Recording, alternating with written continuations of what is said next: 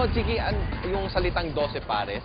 12 pares. Oh, anong pumapasok sa isip mo pag narinig 12 mo? pares. 12 Sports pares. tayo, ha? Kasi inisip ko, olap, single, 12 pares. 7 pares pa rin, madyong naman Kasi yun madyong eh. yun. Sports, May, sports. may kalayuan nga yung kwento ko tungkol sa 12 pares. Pero, alam mo, ano yun? Yung sa martial arts. At nagmula yun sa 12 bodyguards ni Charlemagne. Wah, may kalayuan nga, di ba? Charlemagne, yung dating emperor ng France. Oo. Oo, may kalayuan nga, pero Iisipin ko ng babalik konti. tayo sa Sige, sports. sige, Huwag ka tira mo mag-alala. yan, iisipin ko. Ayan naman! Oh, diba?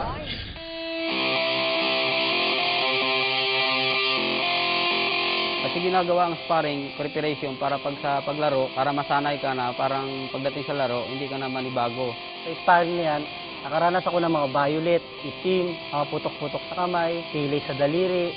Pag nag-sparring po kasi hindi mo ramdaman yung sakit eh. After na nung sparring nyo, kasi makikita mo na doon may mga pasa ka na.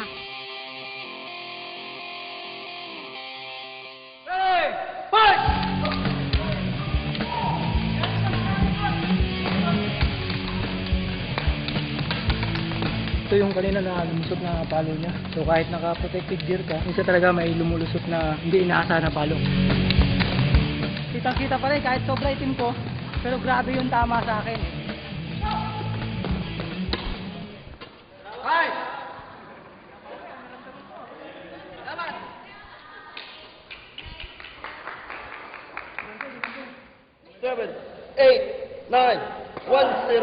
Wala silang sinasanto.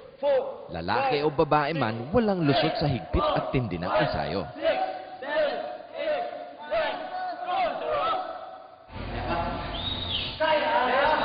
Ang 12 pares nung binuo ito noong 1932, ito ay nag-umpisa ng 12 Grandmasters. Yung 12 pares, yun ang pinakaunang tinatag na club or organization sa Pilipinas. Ang 12 pares sa Philippine Navy ay binubuo ng enlisted personnel ng Philippine Marines at saka Philippine Navy.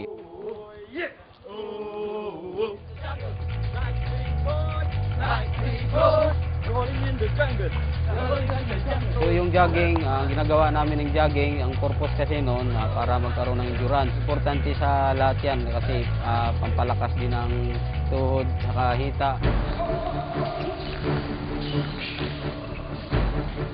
Stick exercise kasi ginagamit din para pampalambot or ng rest, saka pampalakas din ng palo yun.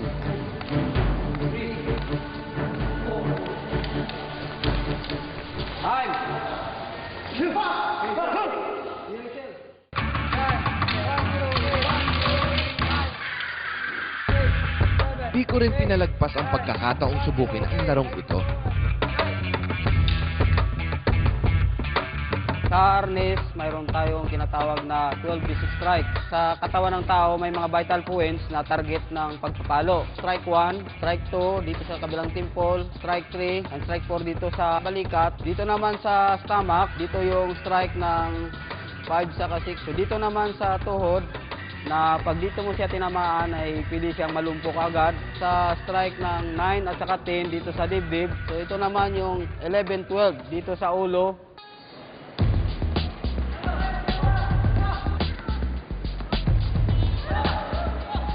Pagkatapos ng mahigit na 2 oras na stick exercise at shadow sparring,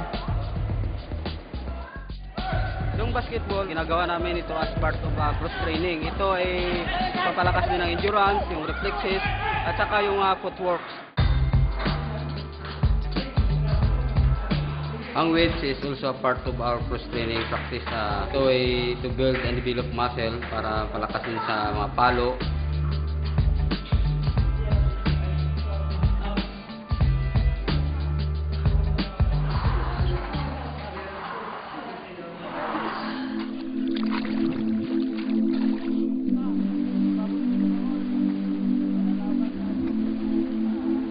Swimming is kasama rin sa training ng arnis, cross training. After na nag-weights kami, ito nagre-relax pa swimming para mag-muscle loss. Kumukuha rin kami ng endurance dito.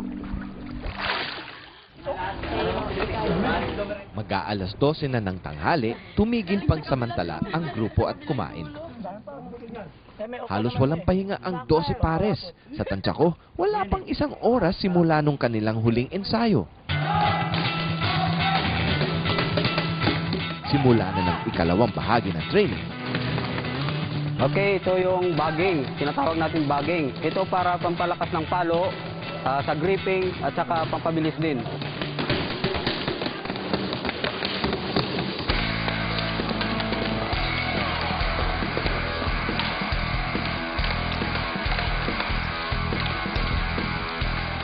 During sparring, nararanasan namin yung mabibitawan namin yung stick dahil nandyan na yung sugat. Nakita ng mga kasama ko na lumubo yung kanan ko, natamaan ng sa sobrang lakas ng kalaban. Minsan may makikita kang parang kulay ubi na sa halos hindi mo na magalaw yung kamay mo kung sa kamay yung tama mo. Normally, yung mga masanghasanan na primador, hindi na sinusutan ng armor.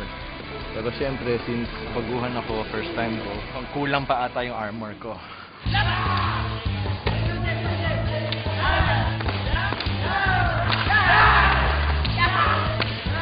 Nandun yung adrenaline rush, di ba? Buti na medyo mahaba yung braso ko, so nasasapul ko na yun.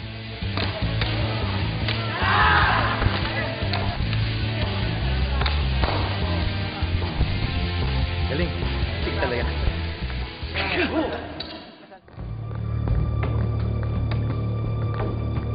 Sa tindi ng kanilang training, isang Pinoy ang naghari sa esport na ito.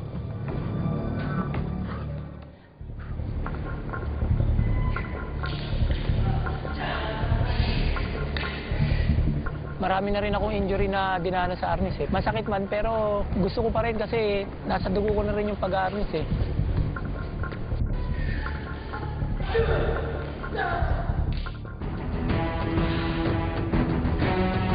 Itong ginagawa ko, ito yung leg press.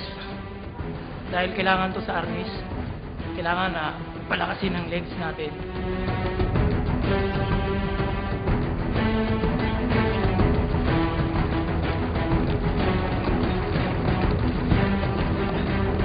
Ito, pampatibay ito ng bodega para hindi mo masyado maramdaman yung palo sa tiyan.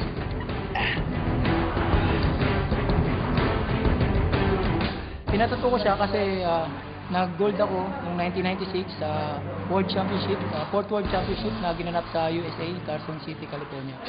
So ito yung remembrance ko. Ang World Eskrima Kali Arnis Federation or WECA, ang kauna-unahan at pinakamalaking organisasyon sa buong mundo pagdating sa arnis.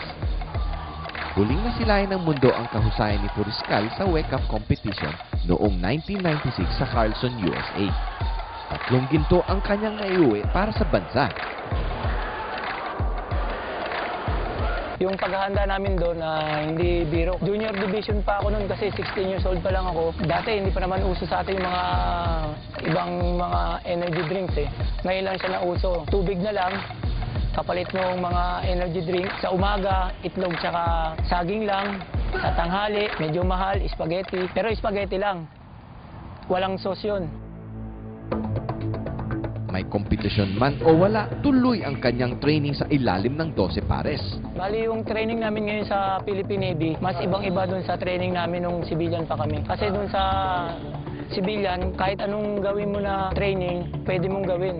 Pero nung nandito na kami sa serbisyo, kung ano yung nakasaad dun sa training procedure nyo, yun ang ginagawa nyo. Itong gagawin ko is bagging. Usually, ginagawa namin to 1 minute per round. Pero pag may competition ako, ginagawa ko yung extend ko, 3 minutes per round ng continuous.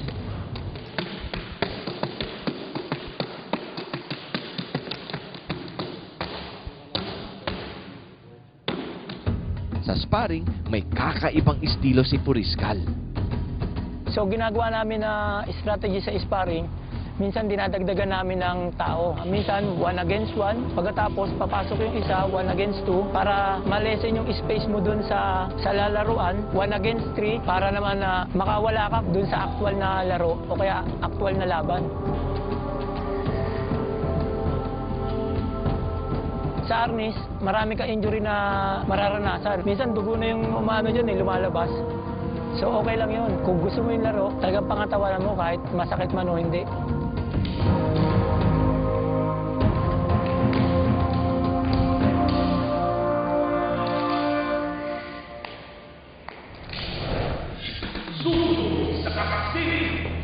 challenged myself. After winning my first World Cup, I wanted to prove na hindi tsamba yun. So I worked hard at it. 1980, akong kauna-unahang bowling athlete na nanalo ng Bowling World Cup ng 2 beses.